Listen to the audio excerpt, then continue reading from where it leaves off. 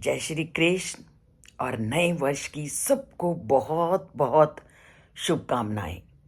और ये नया वर्ष सबके लिए सुखों के भंडार भरे, सबको सभी प्रकार की इच्छाओं को पूर्ण करे। यही मेरी उस परम पिता परमात्मा से मेरी विनती है कि वह किसी को भी किसी भी प्रकार की कमी प्रदान ना करे, उसके मन की जो भी इच्छाएं हैं उसको पूर्ण करे और सबसे बड़ी उनको मन की शांति दे, क्योंकि मन की शांति में ही सभी प्रकार के सुखों की प्राप्ति है।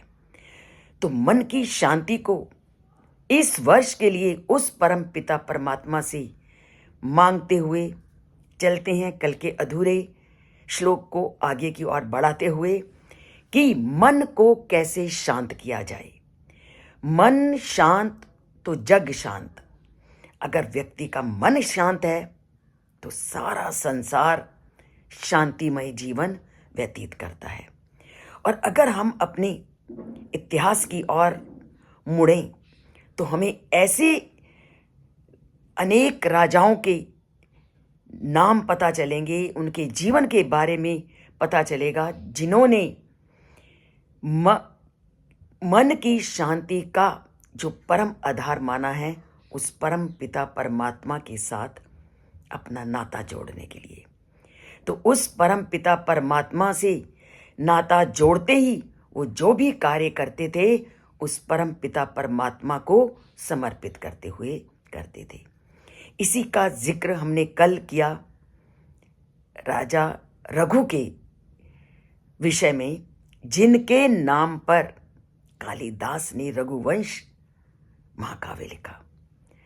रघु जिनके कुल में भगवान राम ने जन्म लिया, वो रघु कैसे राजा थे, उनका व्यक्तित्व कैसा था, सभी लोग शायद जानते होंगे। उनके जैसा दानी कोई व्यक्ति नहीं था।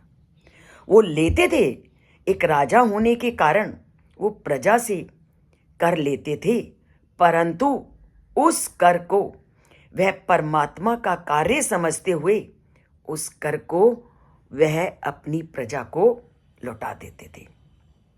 क्यों? क्योंकि वो ये देखते थे कि प्रकृति का कण कण दूसरों के उपकार में लगा हुआ है। वो कहते थे कि बादल अगर पृथ्वी से जल लेता है तो जल वो एकत्रित नहीं करता, उस जल को वर्षा के रूप में पुनः धरती पर लौटा देता है। इसी प्रकार अगर मैं जनता से कर लेता हूं और उस इकट्ठी की गई धन संपदा को, धन राशि को वह अपने सुख के लिए प्रयोग नहीं करते थे, वह प्रयोग करते थे भगवान के सुख के लिए, और उस धन राशि को भगवान के सुख के लिए अपने नागरिकों की सेवा में लगाने का निश्चय करते थे। तो कण कण जो भी वो लेते थे वो कण कण करके वो लोगों को लौटा देते थे, क्योंकि लोगों की सेवा करना उनके जीवन का सबसे बड़ा धर्म था। तो रघु राजा ने जैसे ही यज्ञ किया तो यज्ञ में उन्होंने अपनी सारी धन दौलत अपनी प्रजा को दान में दे दी, और तब उन्होंने दान में दे दी और एक भिखारी के भेष में, भिक्षुक का भेष धारण करके वो एक मिट्टी का पात्र उठाकर भिक्षा मांगने निकल पड़े। मतलब कुछ भी चीज उन्होंने जो भी प्रजा से लिया था उन्होंने उसका प्रयोग अपने लिए नहीं किया, अपितु उसका कण कण परमात्मा की सेवा को सामने रख करके उन्होंने प्रजा को लौटा दिया, दान में दे दिया। और जब वो एक मिट्टी का कटोरा लेकर भिक्षा में गए तो चलते चलते जब वो थक गए तो एक वृक्ष के नीचे विश्राम करने लगे। तब उन्होंने कुछ लोगों द्वारा, वहां अन्य भी लोग बैठे थे, तो कुछ लोगों के द्वारा किए गई बातचीत को सुना। और वो बातचीत में क्या कह रहे थे? वो बातचीत में राजा की दानवीरता का ही वर्णन कर रहे थे। और क्या कह रहे थे कि हमारा राजा बड़ा परोपकारी है। राजा ने तो अपना सब कुछ दान में दे दिया।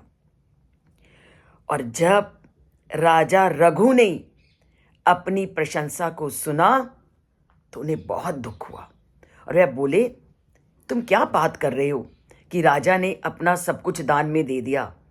उन्होंने उत्तर दिया, हम अपने राजा का गुणगान कर रहे हैं। हमारे राजा जैसा दानी इस संसार में कोई नहीं है। रघु ने क्या उत्तर दिया होगा? उनकी जब इस बात को रघु ने सुना तो उन्होंने कहा, तुम्हारे राजा ने ऐसा क्या किया है? रघु ने तो कुछ भी दान में नहीं दिया।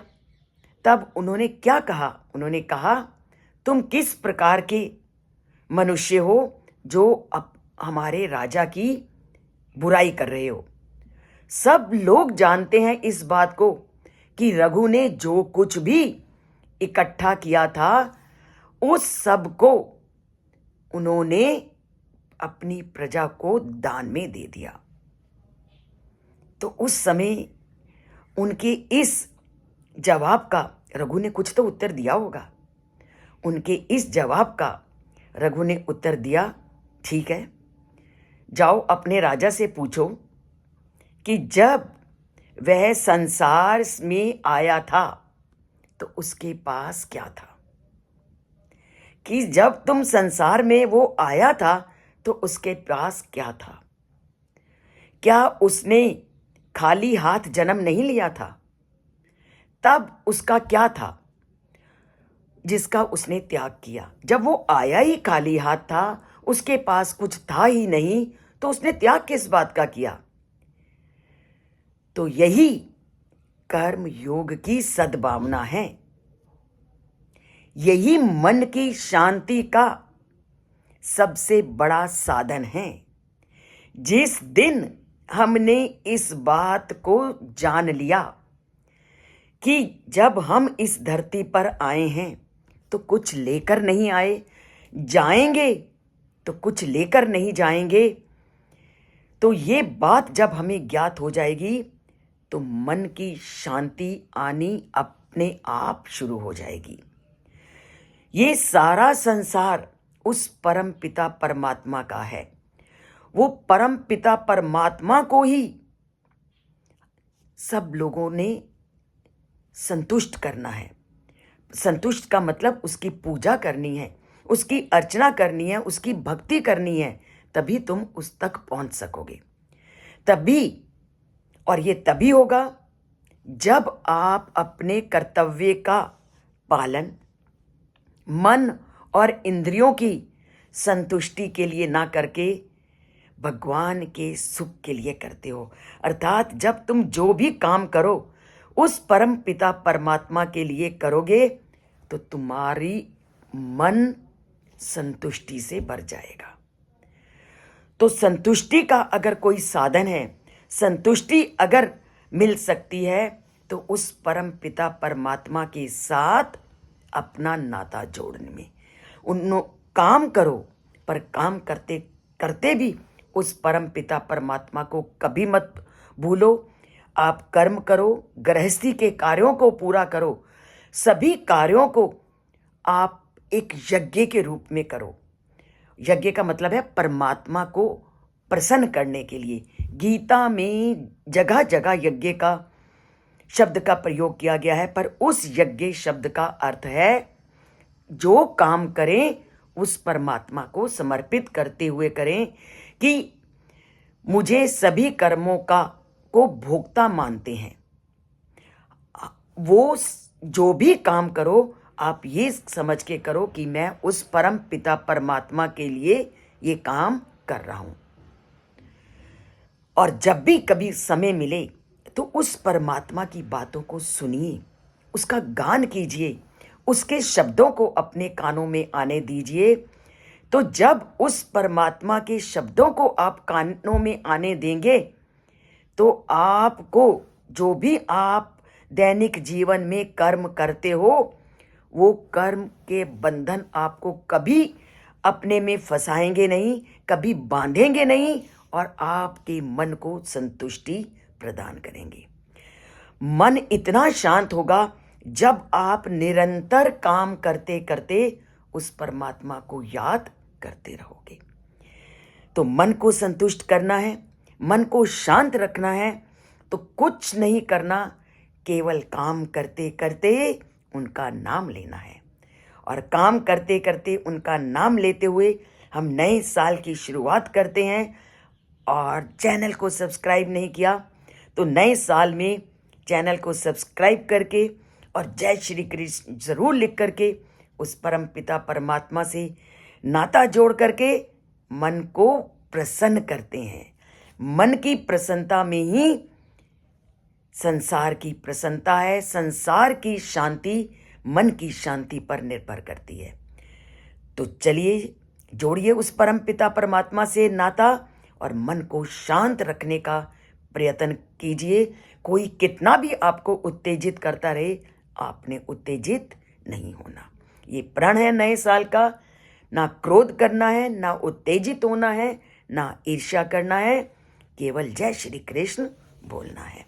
तो बोलिए जय श्री कृष्ण, लिखिए जय श्री कृष्ण और नए साल की शुरुआत कीजिए।